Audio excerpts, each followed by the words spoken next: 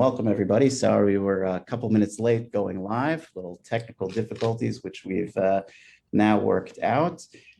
So glad that you're all here joining us today for this conversation. We have here with us today Ellie Rothstein, who's from Kavla Noar, as well as two young alumni of gap year programs in Israel, Hannah Adler and Max Engel. And we're going to be talking a little bit about the experience of mental health and working through some mental health challenges while in your gap year in Israel. And we're going to be hearing from two different perspectives, the perspective of Ellie Rothstein, who is somebody who works with students in gap year programs, as well as with gap year programs providing mental health services, as well as from Hannah and Max, who themselves experienced some mental health challenges while they were in their gap year. We're just going to start by going around and having each one introduce a little bit of what their experience has been, and then we'll get into some questions. As always, for our live conversations, if you have a question, you can put it on the Facebook event and just write your question right there, and I'll be monitoring those questions. If you'd want to put a question anonymously, you can email it to info@refuatanefesh.org. That's being monitored as well, and I'll get your question there. So feel free to do either one of those things. Let's get started. We'll begin with Ellie Rothstein. As I mentioned, he's been working for a number of years now with Kavla Noar. Previously to that, in other capacities, working with mental health in the gap year programs, and before that was himself a Rebbe in one of the gap year yeshivot, and has a lot of experience working with a number of different students and gap year programs, and seeing this issue play out in a lot of different ways. So Ellie, if you can just share with us a little bit about what you've seen, and in general what you see as the lay of the land of the mental health needs and mental health challenges for students during their year or more studying in Israel. Okay, so something that kind of just jumps out to me is that, like, I kind of carry these three different perspectives with me wherever I go when we're talking about the gap year. There's like the perspective of the educator in the gap year system. There's the perspective of the student learning in the gap year system. And then there's the perspective of the professional servicing the gap year system. And those three hats see the struggles differently. And I think that that's something that really sticks out to me when we start talking about what are the struggles, is what perspective are we looking from? So I feel like we have two alumni that are going to talk about their perspective. So I don't need to force feed them what I think their perspective is.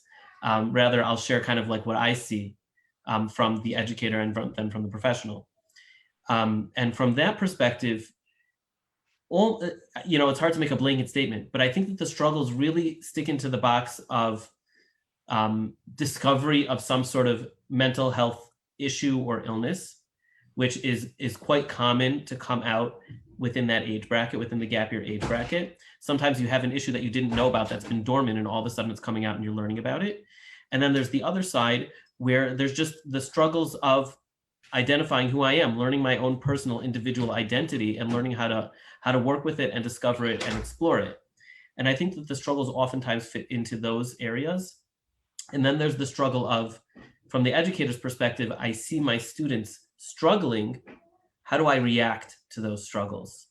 And I think that that's another struggle, because I'm not gonna go into a diatribe about all these different stories and all these different situations that I experienced or I heard about, but rather I'm gonna kind of like generalize and say, if a student's coming to me and telling me about something that's traumatic for him, even if to me it's not something that's traumatic, like I turned the door handle and the door handle fell off, and therefore I need to be in therapy for the next year. I'm just making a crazy example. So it may not be traumatic from my perspective, but from his perspective, that's life altering. And if me as an educator or me as a professional can't be there for him where he is, then it's going to be hard to work through the struggle with him. And I would say that if I would have to kind of fit the struggles into a box, I would say the struggle is that connection between the educator professional and where the student is and what the student needs. Okay, thank you for sharing that. Yeah, I think that that's an important perspective. And I think that it's interesting for us, all to note that the gap year programs are, not starting out as, programs which are essentially, mental health services programs, right? And therefore that starting point of where, the person you're talking to within your gap year program is, and where the student who's experiencing something challenging is, often can be different. And that ability to, find the ways for program and student to communicate to each other well, so that they're hearing each other where they are, is certainly a part of the challenge. Okay, so we'll come back around to you, more to hear about ways in which we can help programs and students create a healthy environment. But let's turn to that perspective you were mentioning before, the perspective of somebody actually experiencing the gap year program. So Hannah, we'll turn to you, and if you could just introduce yourself with some basic biographical details, and then talk a little bit about what your experience during gap year was like. Sure. Thank you so much for having me here. I'm really excited to be a part of this conversation. So my name is Hannah Adler. I'm from Columbus, Ohio. I'm currently a sophomore at Stern College for Women, majoring in Jewish education. I was in seminary from 2018 to 2019, and previous to that, beforehand, but most prominently in 2016, when I received the diagnosis of a general anxiety disorder. I've struggled primarily with social anxiety throughout my entire life, and frankly, coming to seminary was just a massive amplification of all of that social anxiety. So I started the year in one seminary and then got to a point where, for a whole host of reasons, it just wasn't the right fit for me, and ended up switching to another seminary. And thank God, it's definitely not the traditional path, but I think beyond the struggles that I faced, I really learned a lot about my own capacity and my own resiliency. Though at the same time, there were definitely moments where, like what Ellie had mentioned, it was an understanding of the challenges that I had faced previously really coming to the forefront. And since then, last year, I received a nonverbal learning disability diagnosis. So trying to navigate the world with both of those things, but primarily the social anxiety was the main contributing factor when I was in seminary. Okay, great. So we're gonna dig down a little bit more with you in a couple of moments into, what some of those contributing factors were that you mentioned that made that amplification take place. Let's get an introduction to Max and hear a little bit about who he is and what he went through, and then we'll start getting into the weeds. Hi, thank you so much for having me to be part of this conversation. So I'm Max. I'm from Los Angeles. It's my senior year in Yeshiva University. I went to Yeshiva in 2017, 2018. Almost 2 years. In high school, I dealt with. I'm diagnosed with OCD, obsessive compulsive disorder, which is an anxiety disorder, and often so people do compulsions, which there are many different kinds, to alleviate anxiety. And for me, it manifested itself as like taking a really long time to daven, or intrusive thoughts, or just asking reassurance from my friends. So I dealt with that in high school, and then I felt like I had it like more under control, and I went to yeshiva, which was good. But in yeshiva, I didn't really see a therapist the first year, and it kind of got worse over time, and it was hard to navigate. Like, it's hard to enjoy yeshiva as much as I could while dealing with, the anxiety and OCD. But I still really enjoyed yeshiva, and there were different parts that were hard for me, in terms of just figuring out how religious I wanted to be, and those type of pressures while dealing with the OCD and anxiety. And so the second year I did end up seeing a therapist, but the first year I didn't. I mean, I had been seeing a therapist and I was on medication since high school anyways, but kind of thought that I was like, it was a different step. I was like more my own, and like I kind of had more of it under control, which was not the case. Right. Okay, so I want to just pick up a little bit from that. And, so I think that experience, which you just mentioned, Max, is something that I've seen commonly, is that, people sometimes look at the gap year as a year which is going to be very stress-free, because they feel like, oh, in high school, I had to work hard and I had to figure out getting into college, and and there were all and when I get to college, I'm going to start thinking about career and building family and whatever. And when I go to Israel for the year, I'm going to, essentially be able to relax, take it easy, do things on my own pace, and the external pressures won't be there. It will just be sort of a beautiful experience of growth. And, my, feeling has been that while it absolutely is an opportunity for growth, that it also brings with it some new and specific and different kinds of stressors and challenges, and that people aren't always ready for those.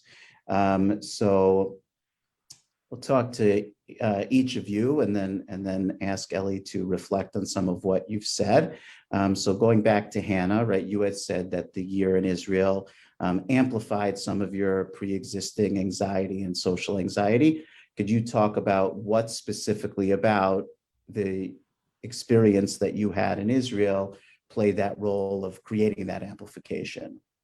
Sure, I would love to. So specifically in my situation, I went to a seminary that very much prides itself on being incredibly academically rigorous, and that you're up until all hours of the night in a Beit Midrash, and it's very much a place that encourages you to push to be your best, which ideologically is amazing. And if this is supposed to be, this year of tremendous growth, then what better mission could a seminary have? And I very quickly realized that the combination of that, and also being from a smaller community and arriving at seminary and not having an already formed friend group, whereas maybe some of the other people in the seminary had been going to school with, say, 20 other girls for the past 4 years and arrived already with social groups intact, having to adjust to all of that. And just having this profound feeling that no matter how late I stayed up in the Beit Midrash and how many Fridays I would be out on Ben Yehuda to get that perfect Facebook or Instagram picture, that it wasn't going to be enough, and that there was always more to push myself to do.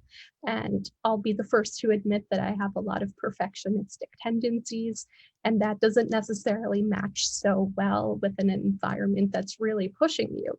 And there were girls who experienced tremendous growth in this environment and really were carried and were nurtured by, somebody telling them that they were able to achieve a lot more than they might have initially imagined. But personally, it became very quickly overwhelming. But I also thought that I had to maintain this facade of, oh, of course I'm at this seminary, and seminary, it's supposed to be the best year of your life. So what does it mean if I'm not excelling and having the most amazing time every single day? And that very quickly can be pretty much a stark reality, and coming to terms with all these goals that I had set for myself and seeing that maybe they might not be completely manageable, at least in the timeline that I thought. And I think that that's also an important distinction, that when we speak about a gap year, we imagine that there's this very rapid development of growth, and to not feel like it was hitting me yet, or what am I doing wrong, because this experience hasn't profoundly changed me, maybe in the way that I'm seeing it happen for other people within my seminary and beyond that. Okay, wow, that's a lot. I'm hearing you say, kind of four different, big stressors. One is, socially coming into a new social group, which I think, it's true that when you come from a smaller town, it's a little bit different because you're not necessarily coming with a lot of peers. I think that, for many people, regardless of where they're coming from, just the fact that it's a whole new mix and a whole new, kind of expectation about what's going to be happening socially, can really be a stressor. That secondly, that intense academic pressure, academic religious pressure, right? Not just academic, but to, become the greatest learner is not just about, being the smartest, but it's about becoming, some kind of religious superhero that you're being asked to become. And then the stress about, thirdly, that the fact that you're feeling stress, why am I not having an amazing experience, right? It's supposed to be an experience. So then there's the stress about the stress. And then fourthly, that kind of, pressurized timeline, 3 months left to have transformed my whole life, and I don't transform my whole life in the next 3 months, my gap year has failed, right? So that's a tremendous amount of pressure, and definitely, feel for you having experienced that. And whether one comes into gap year with or without anxiety disorder, those are things which can, cause a lot of difficulty. So I appreciate your sharing all of that. And Max, what about you? What are some of the reasons why? I mean, you already mentioned not continuing your therapy during the first year, but in terms of the actual experiences in yeshiva, what are some of the things that, kind of particularly challenged you mentally and emotionally? Just building off of what Hannah said, in terms of like, there's kind of this competition a lot of times in yeshiva and seminary of like who can, I guess, be the starkest, or who could be like, who's learning the best and everything. And so there's like that peer pressure. And I mean, that's felt across the board, even, with people who aren't struggling with mental disorders necessarily. So when you have anxiety or OCD on top of that, it makes it even more difficult. For me specifically, like with OCD, like it's kind of like black or white thinking a lot of times. So I kind of like think like all or nothing. So it was hard for me to come from like my modern Orthodox background and upbringing to, yeshiva, where the rabbis are, they're teaching, a Torah way of life, but it's also like the way that they live, which is completely fine. A lot of times that could be like more Haredi or more to the right than how kids are raised, and that's totally fine. But especially for me, like I was having a hard time trying to figure out, what I want, like trying to be able to say like, okay, yeah, I agree with that, I may not agree with that, and digest it. So it kind of ended up being like me taking a lot more on than I was comfortable with. And, so not really having anybody to talk to about that except for friends. Friends are good, but, sometimes I think it's even besides for yeshiva, like, I think it's very important for people to see therapists and talk about important steps and decisions that they have in life, just to talk it out, because when it's all in your head, it's very hard to think about. So, and like Israel is the first time for many people, it's the first step for being on their own, and like the first step to becoming a person. So you start like, you start making decisions, and you start seeing like how life is on your own, and what you like and what you don't like. And so, and life doesn't stop. So there's what's going on in yeshiva and whatever's going on at home. So hopefully nothing traumatic or stressful is going on at home, but a lot of the time that's not the case. People can be in yeshiva trying to learn, trying to grow, trying to enjoy what they're doing, figure out what they like, and at home in America they could be dealing with other things. And the rabbis are there to help you and speak with you, but also there are so many kids, so sometimes you won't be able to get that attention that you need, which is no one's fault. That's why it's so important to be able to have a therapist that you can go to and speak about these things, because like I said, like life doesn't stop. So that was tough because I was dealing with, I had things going on at home, I had anxiety, and then I was trying to figure out what I liked. You have friends on both sides that are either like, flipping out or whatever you want to call it, getting super religious, and then you have friends that are not, or like doing the other way, and then you also have friends in the middle. But like a lot of times it's just easy to see the polar ends and then be like, I don't know what I want to choose, I'm not sure. So that was that. I also, like I would take a long time to dive in, and stuff. And with my anxiety, I didn't really have like someone to talk to at the yeshiva. In my second year, like I went over to a rabbi and I said, like, I need help with this, of any good therapists? And they of course set me up. But there wasn't the initial, like, first day of yeshiva, Shana Aleph, like kind of check in, kind of being like, okay, like, how are you doing? What do you think, like, what do you think you need to be successful here? And like, would you want to talk to someone about anything? Which I think is very important.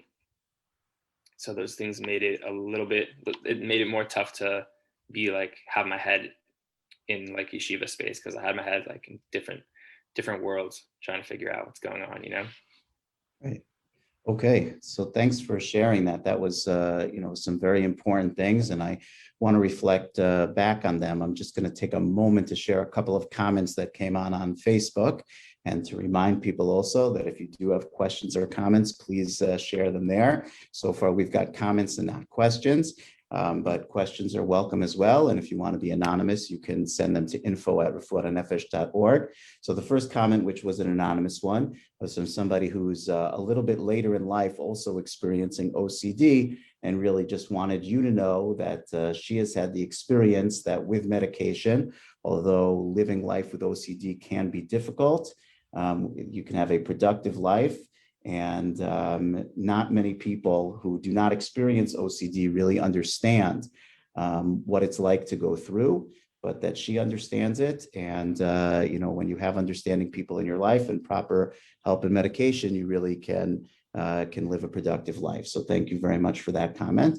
And then for both of you, Max and Hannah, from Miriam Devora, she, not going to read the entire comment, but wanted to thank you for your bravery and vulnerability in sharing your experiences. And I definitely agree with her on that. She herself is a psychologist who went through a gap year experience and has seen many people have the same kinds of struggles and eventual triumphs that you have, and is really thankful that you're sharing with us today.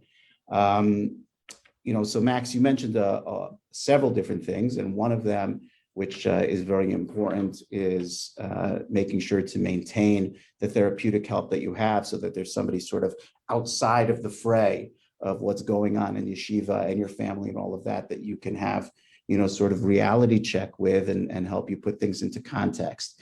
But in terms of, the stressors and the things that made it more difficult for you, one of the things that you mentioned quite a bit is something that Ellie had mentioned at the beginning, was this idea of sort of new identity formation. I think you put it, this is one of the first times when you're really trying to figure out who you are. And there are all these kinds of new models, whether it is the Rabbeim in yeshiva who are different from the exact way in which you grew up, or your friends who are picking different paths on one side to another. And I was wondering if, Ellie, if you could comment, a little bit more fully in terms of that identity formation piece and things that you've seen about, how this time plays out for people as they're struggling, maybe sort of for the first time, because they've been, taken out of what's been a constant and put in a new situation where they're now kind of trying to figure out, okay, so what does this mean about who I want to be as an adult in the world? So first, I just want to mention to Hannah and Max, I think you're talking about, like, how now you're open and talking about your struggle, but you were so aware and mindful and in tune of what you were struggling with, even when you were in school, that it's kind of like you're like almost like setting an example for everybody else, because the reality is that everybody that comes to any gap year program, they're struggling with, who am I, where am I going to be, what am I going to do? And you guys kind of came with an advantage that you were already going through that process, understanding yourselves and how you're going to manage yourself. So I think that that's impressive that you're willing to be open about it, but also impressive that even then you were willing to be there and to be in that process. So I feel like you guys are really the stars. Like, I'm not just like saying that as flattery. I'm saying that like really that represents the process that we all need to be going through, and you guys kind of just come at it with an advantage. So thank you so much for just sharing that and being part of your process and being part of this process. Like, there really aren't any words to express appreciation for that. So when it comes to like developing identity, which is what the question really was, so we're all kind of struggling with that, whether we start in high school or when we, even now, like I'm still struggling, like in my position, my current position where I moved from, there's always that struggle of identity.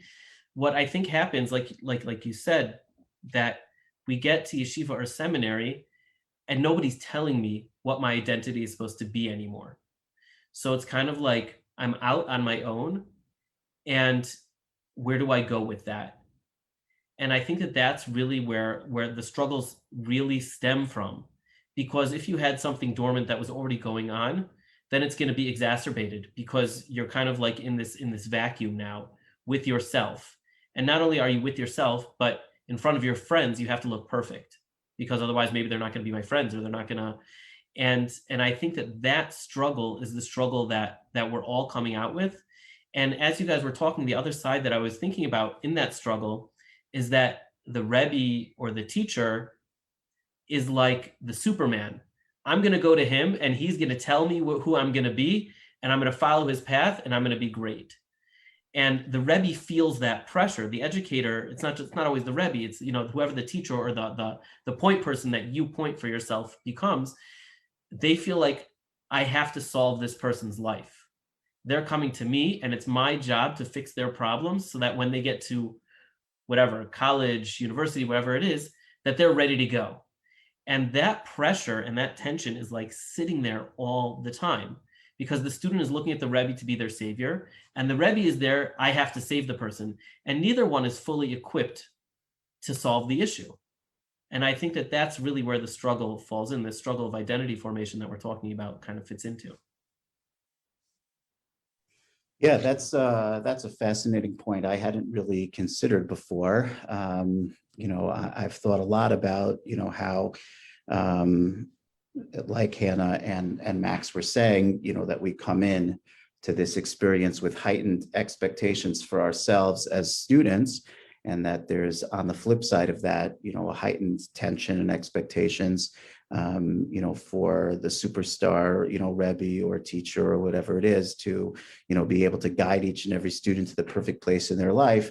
And to me, it kind of goes back to something Hannah was saying earlier about that incredibly collapsed time frame, right? Whereas if, it's somehow normal for people to decide and figure out their entire life trajectory in one 10-month stint, and that just like creates pressure all around.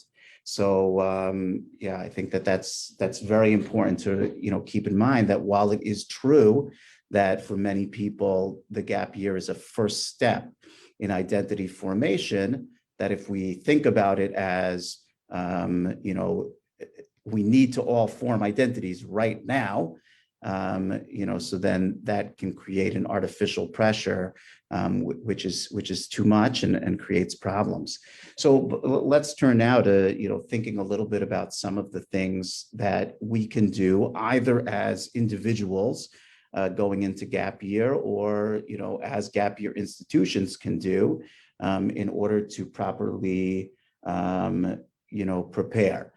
So one thing that Max mentioned before, which I think makes a lot of sense to me, is that in his experience in yeshiva, while the Rabbeim were very open and available to talk, they weren't his therapists, and there was a tremendous rush on their time. And secondly, that there wasn't a proactive at the beginning, right? Here's what you might expect, emotionally. Here's what you might expect, mentally or cognitively from this year. So thinking about, ideas like that, I guess I'll start with you, Ellie. If you could highlight for us a couple of the, sort of best practices that you've seen that yeshivot or seminaries or other programs can take in order to create a mentally healthy environment for their students. So before we go into that, if you don't mind, there's just one thing I want to say that I think is so important here, is that the educators in the gap year system are the most incredibly caring people in the world. I don't think there's another group in any educational system that cares as much about their students than the educators in the gap year. And I think that that's an unbelievable starting point, but I also think it's really important to start from that point. Like you talk about Berg, like he's so busy because he cares about every single boy and he doesn't want to miss out on a single boy. It's not because, he sets himself up so that he looks busy. It's because he really cares about every single boy. So, from the, let's say from the educator or the professional perspective, I think that there's a certain lack of training that the educators have. And I think that this is something that does span more of a spectrum than just the gap year, but I think that it's a really important area, is that there needs to be some sort of curriculum that's required of anybody that's within the educational system that entails some sort of educational language or some sort of emotional language where they're able to relate to the students on an emotional level, but also to know their, let's call it emotional limits.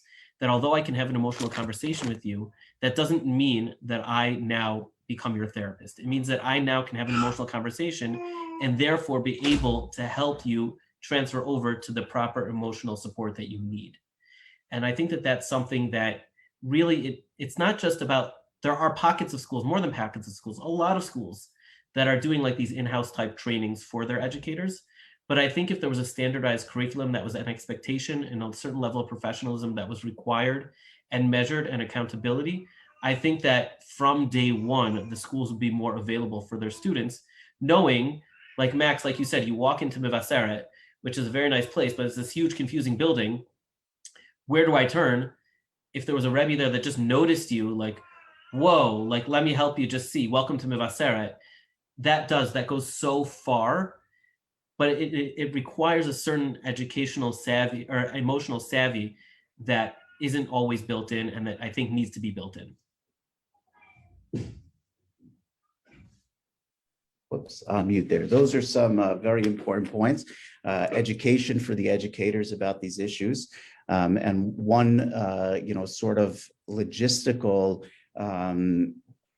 difficulty that I think the gap year programs in particular face, and if there's anyone from a gap year program who's watching, wants to weigh in on whether this is accurate or not, but in my professional life and working in high schools, I definitely interact with them a lot, is that they often don't have the benefit that we in the day school system in in the United States, let's say, at least have, where we have a very large full-time faculty. Very many gap year programs are sharing faculty, and a lot of people working part-time in a lot of different places. And that's nobody's fault. That's a reality of the an economic reality of the system, but which also means that sort of this consistent overarching approach to educating the educators is difficult, because there's lots of educators who you can't say this is a MMY faculty member or a or a Mevaseret faculty member or a Yeshivat HaKotel faculty member. They're a faculty member of 6 different places, right? And that I think makes it difficult. And I assume that it's helpful to have organizations like Kavlanor that can try and bring together cohorts from around that educational sphere. Okay, so that was I think definitely an important piece of advice for us to think about, is how can the gap year programs educate, or some organizations help to educate the educators, and also that idea of speaking to the students directly at the beginning about what to expect and how to turn to help and where to turn for help would definitely be important as well. Hannah, you experienced two different gap year programs, and particularly were making that transition because you were looking for the supportive environment that was going to be right for you. So I'm wondering if you could talk to us a little bit about, what types of practices or lack of practices you experienced, which were more or less helpful for yourself, and that you think might be helpful for other students. Sure, I'd be happy to speak on that. So especially in my first couple months of seminary, when I was at the program that I initially started at, it wasn't exactly a secret that I was struggling. And there were, girls in my friend group who very much, were aware of it. And, frankly, you can only do so much to say, I'm okay, over and over again before people start to see you through the crack, but to see through the cracks. But something that was particularly challenging for me is that it felt like the response was crisis oriented, that it was only, a reaction once it reached that breaking point where there couldn't be, a diversion, or just go to this rabbi for lunch, or, meet with this one person for 15 minutes, and especially in a larger seminary where, like what was mentioned previously, there might not be faculty who can facilitate these kinds of conversations. But it was pretty disheartening to see that what felt like to me that the only time that there were the appropriate streams of response was when it had already reached that crisis kind of situation, and you can't really repair and go back and mend what might have already happened. And I also think that was further complicated by again, what was mentioned previously by whether it's a school philosophy or ideology, what feels like it exists in a vacuum, and personally, what felt like a lack of maybe authentic role models and those who would be authentic with their students beyond just, I am X rabbi or X person and I have all the answers, because that would have been amazing for me. But, as an adult, I know that nobody ever has all the answers. And then, it's kind of funny in retrospect when I was thinking about switching seminaries. I remember that there were other girls who maybe hadn't dealt with the same challenges as me, but were like, oh, that's an option. And not to say that I would advocate for people switching in the middle of the year. It's definitely an incredibly challenging situation. It was only really through the support of my amazing parents who enabled me and, gave me the go ahead to do that. But then when I switched to a different seminary, I ended up at Midrasha Tort Chesed, which is a very small seminary. There were only 25 girls when I was there, and it's in Netanya. And it's also, we spend half the day on the campus of Beit El-Zraki, which is a children's home. So all of the faculty there, and all but the Rosh Yeshiva who was there when I was a student, were part-time, but because of the nature of the work that we were doing, most of the faculty at a minimum had a familiarity with, potential mental health challenges, whether that be of students in the seminary or just in a more communal sense. So it was incredibly reaffirming to have people who validated me and who understood what I was going through and who really wanted to help. And it's not, it's not super practical to have every single, gap year program be in that sort of capacity, and it works for some people, and I had an amazing experience there, but it's not the perfect fit for everybody.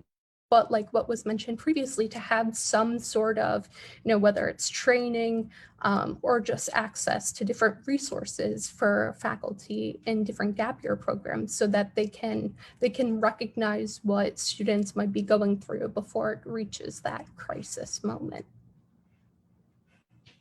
Yeah, okay, thank you. That's some really important things that obviously we need to be prepared to react in crisis, but part of being prepared is to, lay a foundation before that crisis takes place. And, that's sometimes the harder work, because it feels less urgent in the moment, and takes some pre-planning when the pressure is not on. I'm wondering if we could turn a bit to the more, directed towards your peers kind of thing. And if we could reflect on, and I'll start with you, Max, if there was advice that you would give to somebody, who's currently planning on gap year, maybe somebody who's a senior right now or a junior in high school, advice that you would want to give them that maybe, you would have benefited from having gotten in advance before coming to your year in Israel and yeshiva. Yeah, so I would say that everyone's different, but I think it's a good idea to get a therapist to talk about, even if you're not struggling with mental issues, just to talk about what's going on in yeshiva, and like talk things out in terms of religiously how you see yourself developing, or what you think you want, or what you feel like you're comfortable and uncomfortable with. And to just, it's easier said than done, but to try to just take things slow. And like Hannah said, you kind of go in and you're like, why am I not at, that point yet? Why am I not already like whatever you're doing, learning Gemara? Just there's like a phrase that everyone says of like wanting to learn. A lot of people go to yeshiva, they say like, I want to learn. And so sometimes that just kind of stresses people out. Like it stressed me out. I'm like, why don't I really want it? Like, why don't I enjoy it 100%? So to try to just take it slow and not, it's easy to say, but like, this is why therapy is important, but try to not focus so much on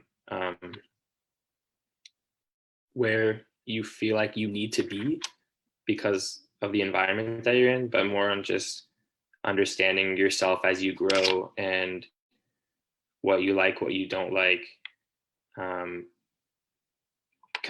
For me at least, comparing myself to others it's like very hard. So like that's where the peer pressure was very hard for me, and like I suggest a therapist for that as well, because there's like that environment in the best of yeshivas and seminaries. It's just kind of how it happens, because everyone's trying to grow, and they're everyone's next to each other, and sometimes you just look over your shoulder and like, why am I not there? Why am I not as good as he is? So to take it slow and just try to enjoy and figure out what you like, what you don't like. Also, I realized when I was in yeshiva that like you kind of have to put in, like for Rebbeim, that like they're human too. So a lot of times you feel like, oh, I'm not getting attention, but like I realized that you have to put in effort to, like, if you want to talk to the Rebbeim about like anything, because there's so many different students that a lot of times it'll feel like they don't want to talk to you, or like you feel like maybe you're getting neglected, but it's really not the case. So to try to put it in the effort to make a kesher, to make a connection, like with the Rebbe, and to set up a therapist if you feel like that's a good idea for yourself, and try to do that like more early on. But mainly to just not trying not to stress too much about like where you feel like you need to be already, and to try to just take it as it is. Easier said than done. Yeah, for sure. Most things in life worth doing are easier said than done. So it's definitely challenging, and sometimes the most challenging work is that internal work, because we're really, set in our certain patterns of thinking, and trying to develop them and change them is hard. But I agree totally that for, somebody who finds that valuable, and I think many people should, I personally certainly do, that having a therapist to help you work through that is a very positive step to take. So, Max, you talked a lot about this idea of, not, getting caught up in, kind of comparing yourself against a goal that you think you should have. And that the stress that comparison, makes, sometimes even worse than the comparison towards other people, right? Is that comparison towards, that ideal self that you've put in front of yourself, which, in that, terminology used of wanting to learn, it's not just like sometimes you don't feel you're there, you feel like you don't even want the thing that you should want. And it's kind of like an endless pit. So I'm wondering, Ellie, if you could, before I turn to Hannah with the same question, reflect on, from the professional standpoint. Obviously, we want to have goals in life, right? We want to set for ourselves challenges that we want to grow towards. So how do we kind of, create a balance between, setting a healthy goal that we're working towards because we want to get something, and not setting a goal in a way that's going to create a false, a false expectation that causes more stress and anxiety and doesn't let us progress. You're a little bit talking to the wrong guy, because I feel like I always set goals higher than what I'm actually going to achieve. And I think they call that ambition, which I think is okay and healthy. But I think it's less about the goals and more about working through the process and being in the process. I think that, in your yeshiva or seminary, if you're looking to set goals for the year, look at somebody that's been through it already and almost like use them as like a mentor to help you try and decide what goals would be best for you, but also recognize the process is way more important than actually achieving the goals. And being in the process, that's where the real growth happens. And it's not really about what the end result is. So you're saying that the goal is something that you put there in order to engage yourself in the process, but the worry about why am I not there, shouldn't be predominant if you realize that the being on the path is what matters more. Is that? Yeah, it's been coming up lately a lot, so I feel like it's worth it to quote it. I spoke to Rav Leib Kellerman, right before the pandemic. My own personal struggle, finding a balance between learning, being a ben Torah, being a father, a husband, and working full time is really, really challenging. It's also really rewarding on the other hand, but it's really challenging. And I asked him, like, it's so hard. Like, I set myself a goal for learning. Like, I'm going to learn 6 hours a day. I'm going to have a chavrusa every day, whatever it is. And I always miss it. And like, and he said something like really important to me that really was impactful on me. So I like to assume that everybody else can be impactful on everybody else, but everybody's different. He said, set the goal of just making a siyum. Don't set the goal of I'm going to finish a mesechta, or I'm going to finish shas, or I'm going to finish. Just work towards the siyum. And it doesn't matter what the siyum is on. Is it on a daf? Is it on a mesechta? Is it on a sefer? But just look towards getting to the siyum. So the goal really isn't the goal anymore. It's just like a strive point. Like, I'm striving towards that milestone because I know when I get there, I'm going to go to the next milestone. So it's kind of like piecemealing it, but also framing it in such a way that I'm never going to disappoint myself, because just because I didn't make a siyum today doesn't mean if I continue that work, I'm not going to make a siyum tomorrow or in a month. So you can always achieve it and be part of the process. Right. Yeah, failure is part of the process of success, right? Nobody succeeds without experiencing failure along the way, and framing failure that way, which I want to reiterate what Max said, is much harder said. No, much harder done than said. Much easier said than done, right? I myself certainly am much better at saying this than I am at doing this. But if you can frame that failure as, I understand that this is a failure, but I'm not disappointed in it because I realize that that's part of what I'm, going through in order to get to that end. So it doesn't have to become something that weighs you down and causes you additional struggle.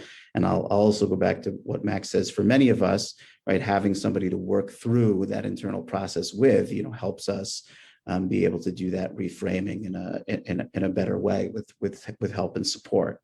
Okay, so Hannah, turning to you, advice that you would give somebody, a few years back from you, a junior or senior in high school, considering gap year.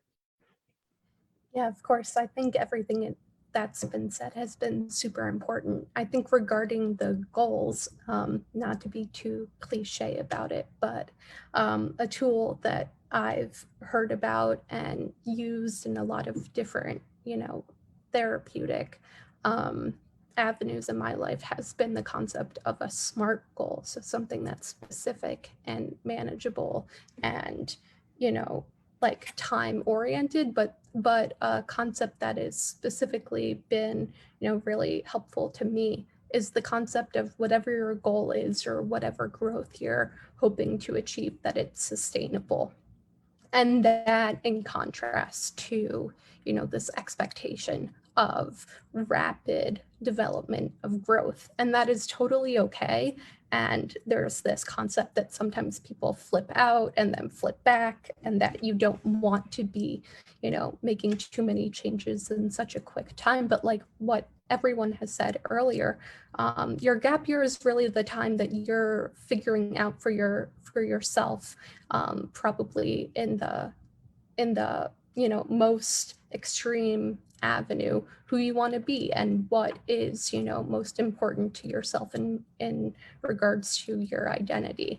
So personally, if I had thought about, okay, this might be amazing for me for 3 months, and I can try to have this goal of, davening 3 times a day every single day, and that's amazing. But is it sustainable? And am I going to be able to be honest with myself? And, it's amazing to have this opportunity to learn so much and to learn from so many different people. But it's also, an amazing time in your life to think about and to plan for what you want your life to look like 1 year afterwards, 5 years afterwards.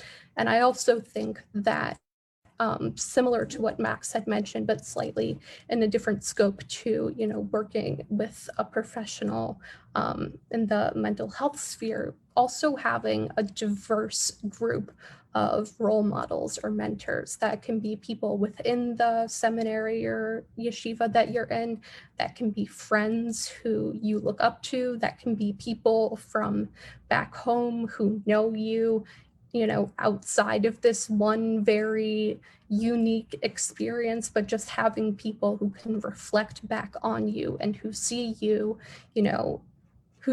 beyond just what this one moment might feel like it calls for, but, really looking at the goal of sustainability and what do I want the things that I'm doing now and the lessons that I'm currently looking at right now to mean for what I want for the future. Okay, that was, some great advice from both of you. I hope that many gap year incoming students will take some of that advice. I'll take a moment to pitch that point that we have on May 23rd, which I guess is now 4 weeks from today. We have a program for incoming gap year students. For current seniors in high school have signed up for any kind of gap year program in Israel next year. And we're going to be hearing from important experts in the field, such as Ellie Rothstein, but also Tanya Pruchko and Dr. Shmuel Harris and Dr. Shalamis Pollack and Dr. Yael Muscat, as well as from a panel of young people such as Hannah and Max, who will be covering in a lot more details, some of these issues in a really preparatory way for that year in Israel. So I do have a question which came in, and I we'll share that in a second, but looks like Max wanted to make a comment before I did that. Thanks. Yeah, just what Hannah highlighted about sustainability. Actually, before I say that, but I just wanted to make sure everyone knows that people without mental disorders also deal with a lot of stress when it comes to the gap year. And I have a lot of friends that, we would talk about the thing, like the peer pressure and, what religious level we were and where we wanted to be. And like, they didn't deal with any anxiety. And so it's just important to note that it's not, that it's like across the board, so that it's very hard. And it's not just like, oh, since he deals with something mental disorder, so that's why he's talking about it. It's like, no, it happens, I think, to most people, the stress on different levels. And then with what Hannah was saying about the sustainability, was that oftentimes, I think, at least for myself, like when I was in yeshiva, I was like, okay, so this is like my time to grow. And I don't like, it's kind of now or never. That's how I felt. So I was like, I have to grow up to this point, and that's where I'm going to sustain it for the rest of my life. And then oftentimes you get back from yeshiva, and yeshiva is kind of like an ideal world. It's this bubble, which is like very nice. And it's hard to sustain all of those things back in, I guess, real life, like whatever, when you're doing everything, like Ellie was saying, learning, working full time, and, Bezrat Hashem, having families and everything. So I know that for me, like coming back, it was hard to sustain some of those things. And it was like a little depressing, because like you're on this high in Israel a lot of times where you're like, wow, you get to just, everything's provided for you, and then you learn. And so it's easy in that sense. And then trying to figure out how you would fit that in to a day-to-day life, day-to-day schedule. And just like realizing, like for me, I'm just realizing that like, life's dynamic, and, it's ups and downs. So, but just because like I was at one point in yeshiva doesn't mean that I can't grow any further, because it's a constant growth process. That's what life is. And I have friends that, they got more religious out of yeshiva, or they adjusted what their values were out of yeshiva based on what they were comfortable with, and realizing what they liked and didn't like. So that there's just like a lot of pressure on the year of like, okay, it's my year of growth and that's it. If I don't do it here, it's like now or never. And there's a lot you can do there, and life gets, busy. And so there's, I guess, some truth to like, how much time you have to learn and everything, but to realize that life's dynamic and it's a growing process, and it's not all just that year. Yeah, two very, very important points. And, just want to pick back at the first one that you just made. I think that Ellie and I were talking about that before we went live, before you guys joined us also. And that's, really important for people to recognize, is that, every single human being has an emotional life, has a, mental makeup, has, a cognitive capacity, and being a human in the world is complex and is difficult.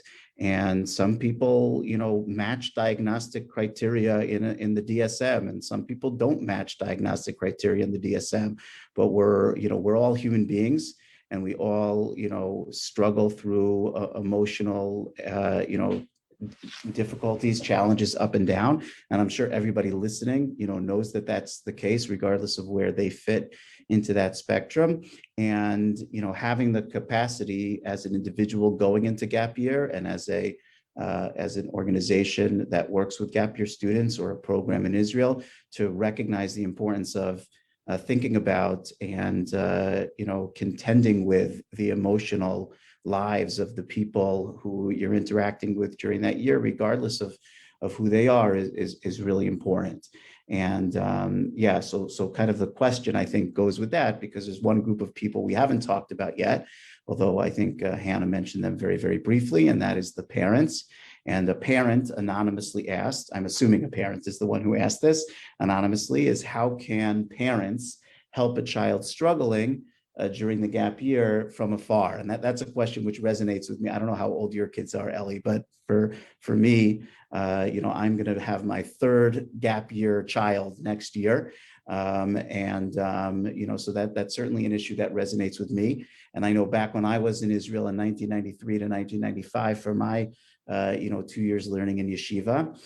One of the ways we dealt with it was your parents had no idea what was going on because, you would speak to them once a week on the phone and you'd write airmail, letters to them.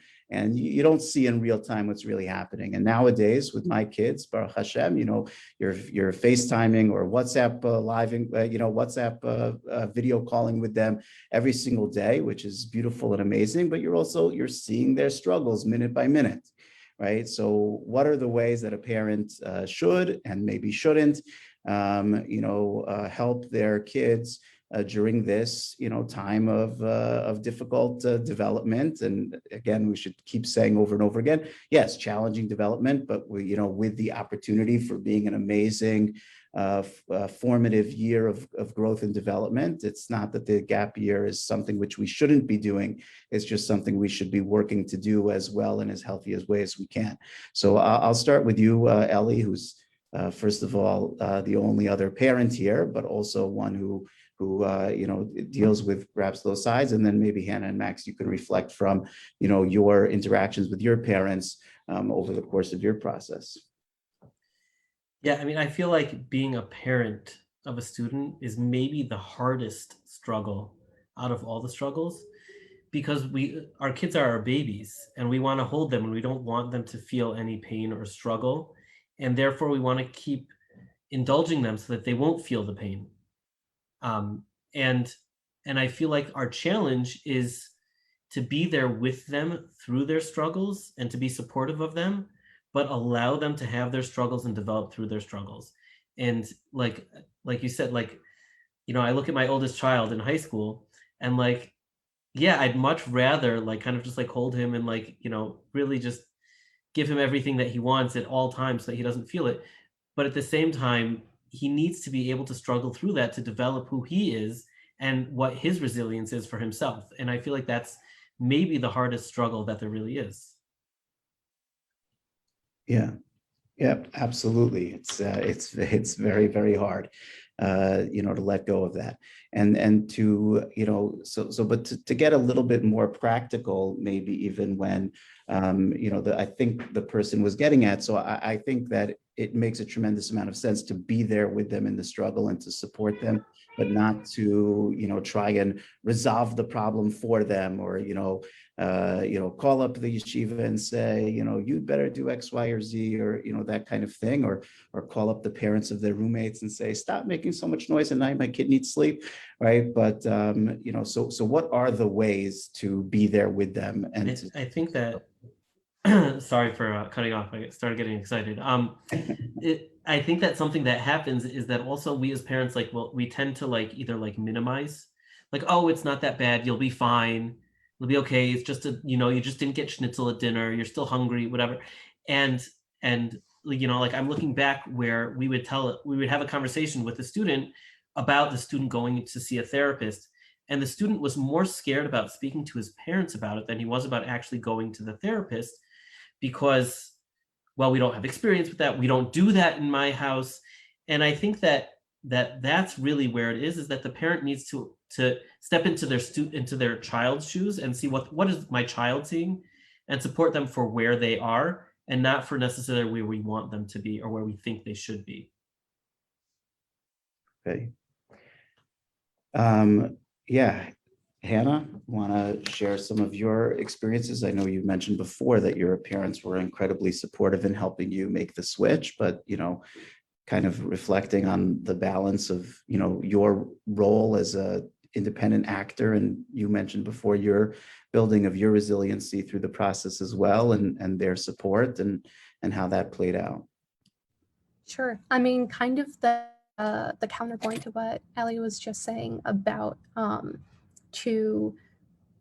for parents to, hopefully view whatever is occurring through the eyes of their kids. I think, and this is only a thing that you learn in retrospect, but I've never, had to understand more all of the small things that my parents did for me, whether it was oh my gosh, mom and dad, where's my birth certificate? Because I need to get a Ravkov with my face on it, to, you know, larger challenges that you really realize the tremendous impact, Baruch Hashem, that like my parents have had in my life. But also, you know, something that I'm really grateful for is that, you know, that accountability, whether it's for amazing successes or, you know, meeting different challenges, but knowing at the end of the day that like your children aren't going to be alone. And as much as possible, like I'm incredibly grateful that